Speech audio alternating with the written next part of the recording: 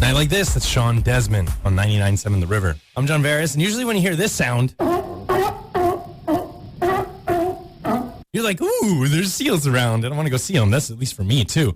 But not the case for a couple beachgoers in San Diego because they had the opposite effect when they heard that sound because it kept getting closer. They were getting chased by sea lions. Beachgoers had quite a square after getting a little too close to some sea lions at the La Jolla Cove. The video now, though, gone viral nationwide. She started recording when she noticed a woman getting very close to a sleeping sea lion for a picture. While she was taking those photos, the sea lion woke up and then started charging at her and several other people. Yeah, that seal did not want to be caught on the beach. Wasn't supposed to be there. It was supposed to be working. So if that photo got out, he was going to lose his job. So definitely got mad at the photographer and everyone else. Said, what? Why are you not stopping this lady? Do you not know who I am? The video's online. You can just type in sea lions chase beachgoers is right there at the top. And it, in fact, has gone viral. It's actually a fun video. It would be fun for me, too, to like see those sea lions until they're like right into your face. And you'd be like, okay, I think it's time to run. But don't worry, when you see these things flying nice and low to the ground, there's no need to run. I'll explain why in just a little bit on 99.7 The River. Deep current. 99.7 The River. Beverly Hills, Weezer on 99.7 The River. John Varys with you till 6. And dog stories, honestly, they're the best. They're so heartwarming because these dogs, they just have so much love for you and your family when you have them. Oh, man, endless. Like I have one now and it's so true. There's a dog, a Siberian Husky over in Ukraine, and you know what's going on in Ukraine. And with that going on, the family that was the owner of this Husky, they had to leave their house in a rush. Like literally, the mom was on the news for holding their 6-year-old daughter's hand running from shells from their hometown. So they had no time to take the dog. But after about 4 months, this fighting has stopped in their area, and they returned home. Never thought they would see the dog again. You know what? Stuff happens, right? Like, it's an unfortunate situation. But there he was, sitting there. Billy, their dog, was sitting there waiting, just like they maybe went for a really long shopping trip. It's believed that the Siberian Husky, he somehow survived the bombing and all the war and stayed alive by scavenging for food through the rubble and stuff like that. He also survived the soldiers, must have avoided them because they obviously ransacked the house.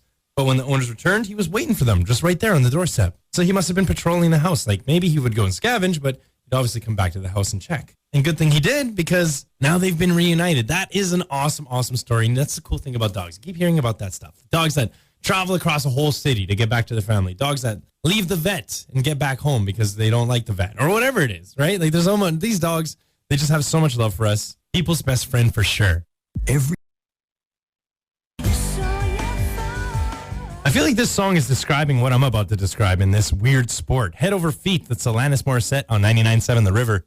And when it comes to contact physical sports, the arena is almost as important as the sport itself. There's the octagon, there's the wrestling ring, there's the boxing ring, both kind of the same. I wonder if they're exactly the same. They're probably different sizes. But you'd never expect a car to be the domain for a battle, would you? And I'm not talking about destruction derbies or anything like that or any races. I'm talking about fighting inside the car. There's a Scandinavian sport that's getting a lot of attention. It's car jitsu, where people who do it try and subdue their opponent in small confined space like a car. Everything inside the car, including seatbelts, steering wheels, mirrors, and chairs, can be used to gain the upper hand too. But just like jiu-jitsu, you're not allowed to like punch or kick or anything like that. Just grappling. Now I'm thinking of like special moves you can do in the car. Could you just like kick the dashboard really hard and then just pop the airbag on your opponent? That would work. I didn't kick him, I kicked the car. Now I have to go and look up this sport on YouTube. Who did I just inspire to move over there and do car jitsu? Get in on the ground floor and fight in mysterious ways. Here's you two on 99.7 The River. Zach Zoya start over on 99.7 The River. I'm John Varys, and it's time for your random fact for the day. I know, you've been missing them for a whole week, but don't worry. I got an interesting one today. Did you know that Mickey and Minnie are married? Not just on the show, apparently in real life as well. The voice actors behind Disney characters Mickey and Minnie Mouse, Wayne Allwine and Russie Taylor, were married in real life. I wonder how that proposal went. We can get married. What do you say? Will you elope with me? Elope? Oh, oh, yes, of course I will. That's swell. Yep, that makes sense. Probably the cutest engagement ever. Now get ready for some text-in trivia coming at you at 4:40 for your chance to win a tickets and treats package to Landmark Cinemas right here on 99.7 The River.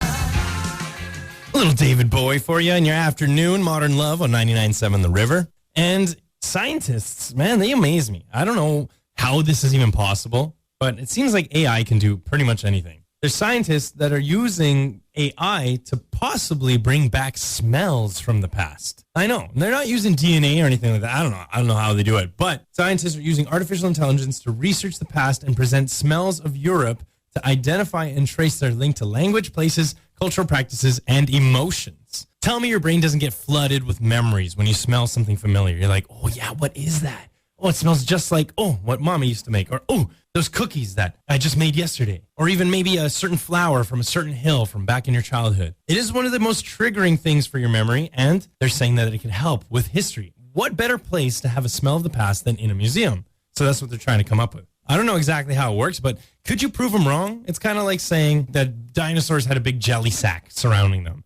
There's not really a proof of that. There's not going to be fossilization, so I don't know. Can anyone really prove me wrong? So a smell from the past, can anyone say, you know what, this is what the palace smelled like in the 1600s? Or you just go with it and you're like, yeah, that smells about right.